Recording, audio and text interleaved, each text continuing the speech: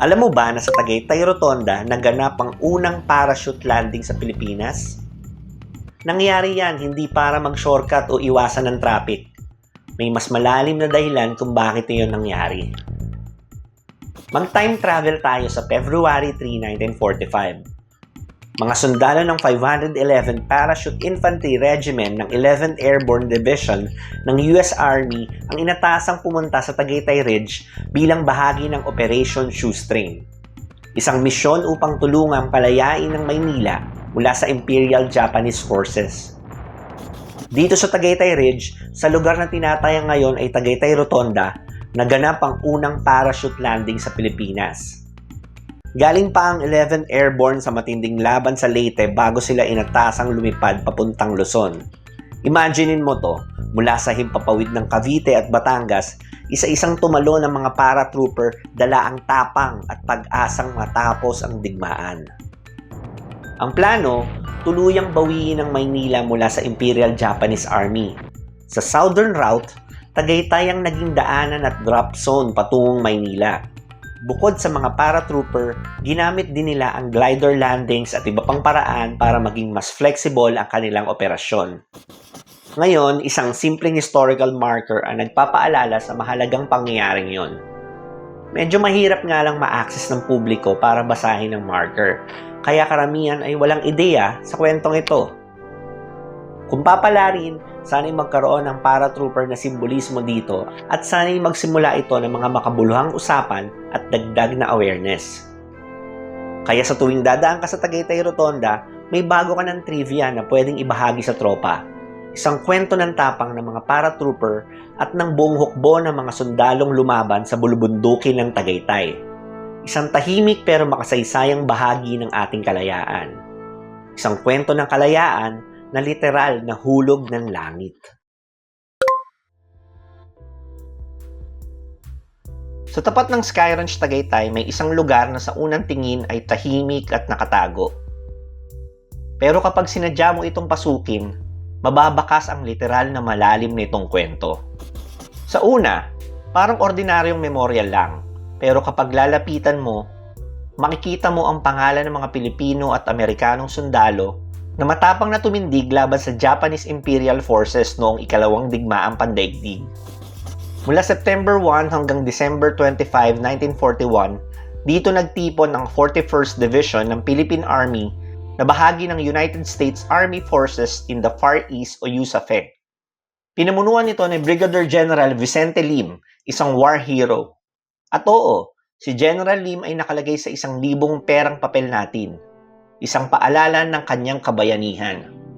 Ang 41st Division ay isa sa 10 reservist divisions ng Philippine Army na naatasan para ipagtanggol ang bansa bago sumiklab ang giyera. Nang sumiklab na ang labanan, sila ang naging bahagi ng pagtatanggol sa Bataan. Ilan sila sa mga sundalong nagbigay daan para maantala ang pag-abante ng Japanese forces, mga sakripisyong nagbigay pag-asa at mahalagang oras sa ating hukbo. Ngayon, may mga effort naman na ginagawa para ma-improve ang lugar. Pero sana mas mabigyan pa ito ng long-term visibility at malinaw na emphasis. Nawa ay ma-reinvent ang space with proper processes para mas mapansin ng mga turista at dayuhin.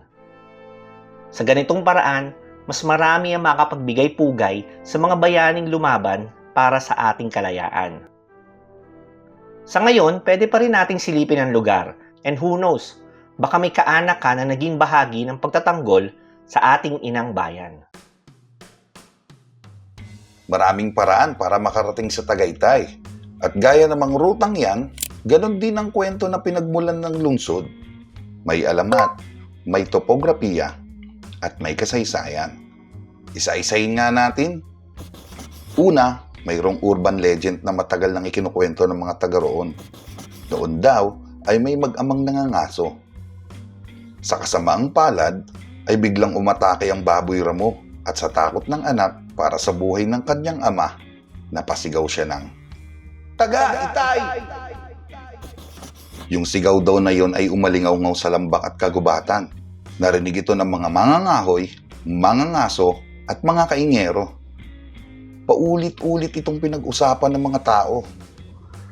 hanggang sa yung lugar kung saan nagmula ang sigaw, tinawag nila itong Tagaytay. At sa paglipas ng panahon, nag-evolve ito sa bigkas at baybay na kilala natin ngayong bilang Tagaytay. Pero may isa pang kwento na nakaugat naman sa mismong topografiya ng lugar. Ang Tagaytay ay nasa ibabaw ng mahabang gulod, kaya naging ruta ito ng mga taong tumatawid mula sa karatig bayan. Dito nabuo ang salitang Mananagaytay, na ang ibig sabihin ay tumatawid sa mga gulod. Dahil na din sa ganoong katangian, naging strategic na himpilan at daanan ng Tagaytay noong panahon ng Rebolusyon. Dito nagpahinga ang mga revolusyonaryo, dito sila nagplano, at dito sila nagtago. Matapos ang digmaan, taglay pa rin ng Tagaytay ang natural nitong ganda. Unti-unti itong umunlad at may mga nagtayo ng mga weekend houses, retreats, at resting spots. Naging automatic getaway ito para sa mga karatig probinsya at Kalakhang, Maynila. Kalaunan, noong June 21, 1938, formal na itong ginawang chartered city sa pamamagitan ng Commonwealth Act No. 338 na pinirmahan mismo ni Presidente Manuel L. Quezon. Ito ang Tagaytay. Kung nakapunta ka na o balak mong pumunta, bilang isang mananagaytay, marami ka pang kwentong matutuklasan at may babahagi dito.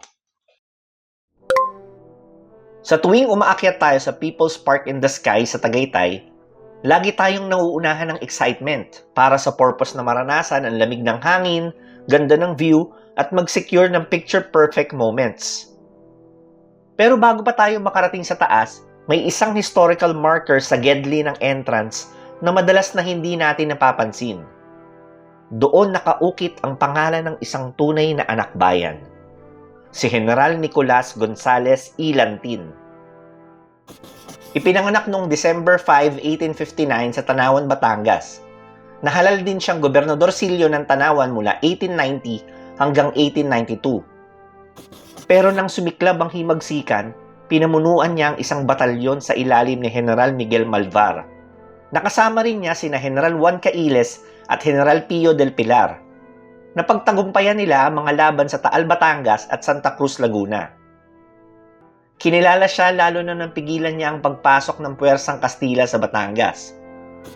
Ang Mount Sungay at karatig ng mga bulubundukin ang naging posisyon ng hukbo niya. Dito sila nagbantay, dito sila tumindig. Kaya bilang parangal, binansagan din ito bilang Mount Gonzales, alaala ng pagkahimpil niya at ng kanyang hukbo. Paglaon, nagsilbi siyang gobernador ng Batangas mula 1916 hanggang 1919 at pumanaw noong July 5, 1923. Hanggang ngayon, nakatayo ang marker niya, isang simbolo ng pagpupugay sa isang anak bayan. Kaya habang naglalakad ka papunta sa view deck ng People's Park, isipin mo, dito minsang nagbantay si General Gonzales at ang kanyang hukbo. Mga taong nakatayo, sandata sa kamay, mata sa malayo. Hindi para sa larawan, kundi para protektahan ang bayan at tiyakin na ngayon, atin ang kalayaan. Kung may alam ka pang ibang kwento ng kasaysayan o mga kahangahangang tao na madalas hindi nabibigyan ng pansin pero may malaking ambag sa ating lipunan, ibahagi mo sa comment section yan. Nais naming marinig ang mga kwento mo. At kung gusto mo pa ng ganitong makabuluhang mga kwento na nagbibigay ng halaga sa ating kultura at kasaysayan, hit that like, thumbs up button at share mo ito sa mga tropa mong mahilig din sa ganitong klaseng content. Hanggang sa muli mga kasyudad, salamat sa pagtangkilik.